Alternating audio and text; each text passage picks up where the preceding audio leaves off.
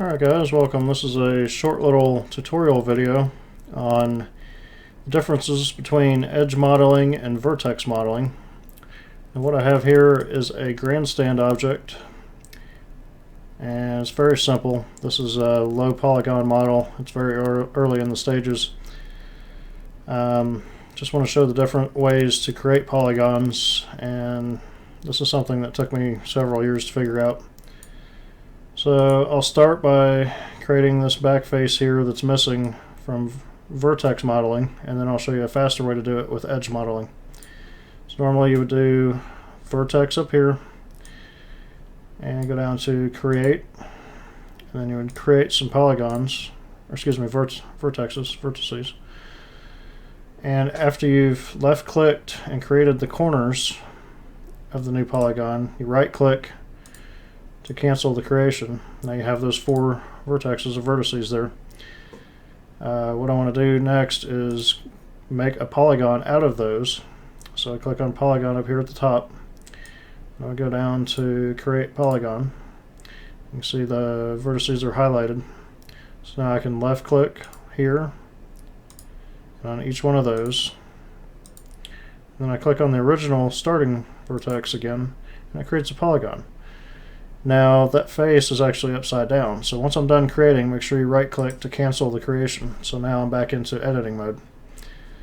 As you can see, if I hit F10 and render that out, the one that I just created is actually not visible because it's on the opposite side. It seems to be random on which side it will show up on. In this case it ended up being on the wrong side. So what I'll do is I'll right click on the polygon and I'll click on flip normals. Now you can see that flipped it over. So we'll go ahead and render it again, and now you can see that one we just created.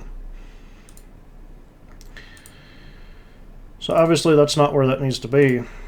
Vertex modeling, this is the way I'd done it for years, and it took forever. Basically I want to copy the Z, which is the height of that vertex, and then copy it over here. And then I want to get the Y. I'm just clicking copy and paste here. I'm copying that information over, and then copy the X.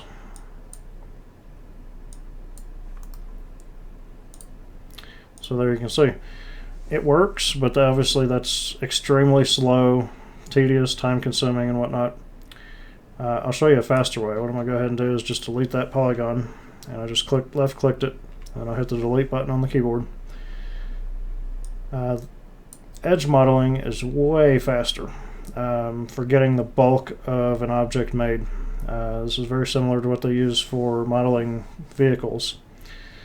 So I'm going to click the edge button there. You can see that edge is already highlighted. The XYZ is dead center of the two vertices in between. So obviously there was one at the top and there's one at the bottom. This pivot tool is in the middle of those two as far as height. I think the top one's at 8 and the bottom one's at 0. So this pivot tool is at 4. So that's important to keep in mind. So what I'm going to do is left click on that edge that I want to create a new polygon from. And I'm in the select and move tool up here at the top, so make sure you're on that. You have edge selected over here and select and move at the top, and I want to drag it on the y-axis only. Now you can create a new one on the z-axis, the x-axis, the y-axis, or any combination of the two. So I can go over this way, or that way. But I only want the y-axis for this one. So I'm going to hit the left shift button on the keyboard. I'm going to highlight with the mouse. See, I'm highlighting different axes here. I'm going to go on the y-axis only. While holding shift, I'm going to left click and I'm going to drag on that axis. Now that created a new polygon that's already attached on this edge. So what I need to do is I need to get the X and Y measurements off of this corner. So we're just selecting, copying the Y, go back to edge, paste that in there,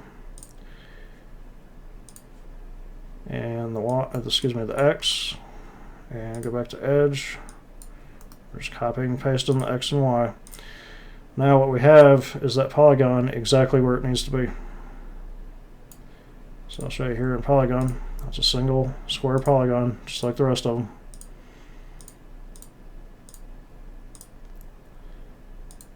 To create simple triangles, you're probably still going to have to use vertex modeling. There are other ways to do that, but you can also go edge. You can use the bridge function to bridge between edges. That's another faster way to do that too. Doesn't always give you the best results, so be careful using that part of it. And of course there are settings for each one of those functions as well. But quick little tutorial. Hopefully that helps some of you. Alright, thanks for watching.